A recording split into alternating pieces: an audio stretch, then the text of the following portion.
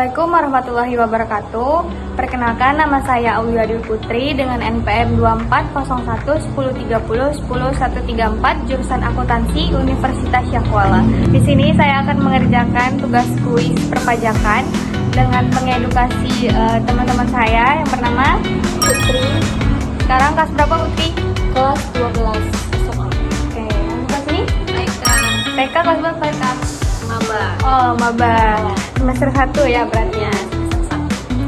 Oke, di sini kita akan mengobrol tentang pajak. Kalian tahu kan pasti pajak. Nah, pajak itu banyak jenisnya. Ada PPN, PPNBM, PPH, terus PBB. Nah, yang kita akan pelajari hari ini adalah PPN sama PBB. Tahu nggak PPN itu apa? Enggak. Kalau PPN itu pajak pertambahan nilai. Jadi contohnya tuh misalnya kayak kalian makan di restoran, nah itu kan ada PPN, Pakai pajak gitu pajak. ya? Nah, Iya. itu namanya PPN. Kalau PBB, pajak bumi dan bangunan. Contohnya kayak rumah ini. Tanya aja sama Putri, pasti rumah ini tuh sebenarnya kena pajak setiap tahunnya. Lanjut ya, tadi kan kita bakal bahas PBB sama PPN. Kalau PBB itu pajak bumi dan bangunan. Nah, pajak ini dikenakan atas manfaat dari bumi dan bangunan kita. PBB sendiri itu ada terbagi jadi dua, PBB P2, PBB P5.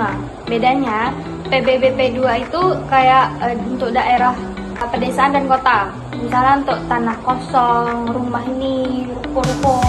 Kalau PBB P5 itu untuk kayak sektor-sektor pertambangan, kebunan, terus pokoknya yang ada manfaatnya lah gitu. Nah, bedanya itu kewenangannya. Kalau PBB P2 itu dikutip sama pemerintah daerah. Nah, kalau PBB P5 itu dikutip oleh pemerintah. Nah, kalau misalnya kita mau bayar pajak rumah ini, kita bayarnya cukup ke daerah kita masing-masing, kayak di Sumut ini gitu. Nggak harus ke pemerintah gitu. Kalau sedangkan yang kayak pertambangan, perhutanan gitu, itu sama pemerintah. Lanjut. Jadi sebenarnya dulu tuh PBB itu ada sejarahnya. Sejarahnya tuh semua itu dikutip sama pemerintah. Tapi sekarang tadi kalau yang PBB P2 dikutip sama pemerintah daerah. Dampaknya itu sendiri pasti ada lah.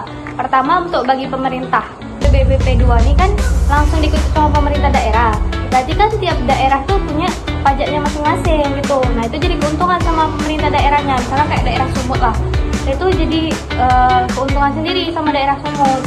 Karena apa? Karena duitnya mereka bisa ngelola sendiri. Kalau sedangkan bagi dampaknya untuk masyarakat kita sendiri, untung juga sih, karena kan kita lebih dekat kan bayarnya. Biar mudah kan ke daerah masing-masing kita bayar. Kan kita di pedalaman, kayak minta bola Pak, jalan tuh lebih gampang gitu. Iya, betul juga. Karena memang ya sesuai dengan daerah kita sendiri kan. Nggak harus dari pemerintah kita minta-minta gitu. Next masuk PPN. PPN itu pajak pertambahan nilai. Jadi pajak yang dikenakan atas barang dan jasa dalam negeri. Tapi nggak semua barang, karena dia yang termasuk kriteria barang dan jasa kena pajak aja. Kan gini, misalnya nih jasa tadi katanya, jasa itu kan tenaga kerja manusia kan. Berarti kalau misalnya orang luar negeri nih bekerja di perusahaan Indonesia atau pabrik gitu, itu termasuk pajak enggak? Itu termasuk pajak, tapi beda jenisnya. Yang Reka bilang tadi itu PPH, pajak penghasilan. Yang dikenakan itu subjeknya, orangnya, bukan objeknya. Sedangkan PPN itu objeknya, kayak barang sama jasa. Jasa yang dimaksud ini tuh misalnya kayak salon. Nah, itu kan jasa. Iya. Bukan orangnya, tapi objeknya gitu loh. Kalau subjeknya kan kayak orangnya, kayak gitu tadi itu yang Reka bilang tadi PPH, pajak penghasilan. Yang kena pajak penghasilan mereka. Kalau ini objeknya gitu loh. Kalau barang ya kayak makanan, kita makan di restoran gitu kan, Masih belum berpajak. Jadi kayak dibilang cara tadi yang kita bilang nanti kita tetap berpajak, itu objeknya. itu subjek itu orang, kalau objek itu barangnya. PPN ini kan dikutip sama pengusaha, kayak misalnya lah contoh Indomaret kena pajak juga kan kalian. Beda sama warung kayak di tempat kakak. Kalau mama kakak itu dia nggak kena pajak. Kalau Indomaret kena pajak. Jadi itu Punya kakak milik sendiri. bukan. Nah, itu PN itu kan pajaknya. Nah, orang yang memungut PPN itu namanya PKP, pengusaha kena pajak. Nah, jadi kalau ada orang yang mengenakan PPN, berarti yang punya usaha ini udah jadi PKP, pengusaha kena pajak. Syarat jadi pengusaha kena pajak itu dalam 1 tahun omset usahanya itu harus lebih dari 4,8 miliar. Nah, jadi berarti Indomaret kena pajak omsetnya kan udah lebih dari 4,8 miliar. Sedangkan udah punya target tuh. iya sebenarnya tergantung juga. PKP ini syaratnya itu sukarela. Jadi misalnya satu usaha nih mama kakak belum omsetnya belum 4,8 miliar karena masih warung-warung biasa kan. Berarti dia pengusaha PKP.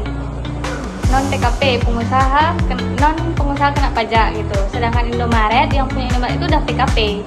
Nah, jadi sebenarnya sesuai tadi yang aku bilang, PKP itu syaratnya sukarela. Kayak mama kakak kalau misalnya mau jadi PKP itu bisa. Tapi pasti ada dampak rugi dan untungnya sebenarnya. Kalau mama kakak sebagai penjual akhir nih, yang pembelinya itu konsumen akhir, Ya. dia kalau mau jadi PKP tapi omsetnya belum 4,8 miliar itu bisa rugi. Ruginya sebenarnya bukan rugi pajaknya tapi rugi pembelinya. Karena kan jadinya harganya makin mahal. Makin naik. Tapi kalau mama kakak sebagai distributor misalnya, ada lagi yang beli sama mama kakak. Jadi yang beli sama mama kakak ini bukan konsumen akhir kayak kita, tapi untuk dijual lagi. untuk dijual lagi. Kayak misalkan dilihat, ya semua toko-toko juga belanja di sana, tapi dijual lagi. Nah, lihat itu kalau mau jadi PKP itu malah untung. Karena mereka menjual lagi. Karena kan si Lias ini kan punya distributor awalnya tadi. Nah, kalau misalnya dia mau beli barang kena PPN, bisa dikurangin sama PPN yang dari pembeli dia tadi. Nah, itu untung kalau mau jadi PKP. Jadi dia kalau misalnya kalian mau punya usaha, kalau mau jadi PKP itu lihat keadaan usahanya sendiri dulu. Kalau belum mencapai omset, bisa aja jadi PKP kalau kalian usahanya tuh yang sebagai distributor. Nggak semua itu kan kayak pedagang-pedagang bawah itu nggak semuanya kena pajak. Enggak, iya memang enggak. Kayak tukang bakso nggak ada kan Nggak nggak ada, pajak. nggak pajak. Tadi kita udah bahas kan PBB sama PPN. Kalau PBB tadi apa? Pajak bumi dan bangunan. Contohnya Kayak misalnya rumah, toko, tanah kosong juga bisa. Terus itu PBB P2. Kalau PBB P5 tadi kayak sektor pertambangan, Iya.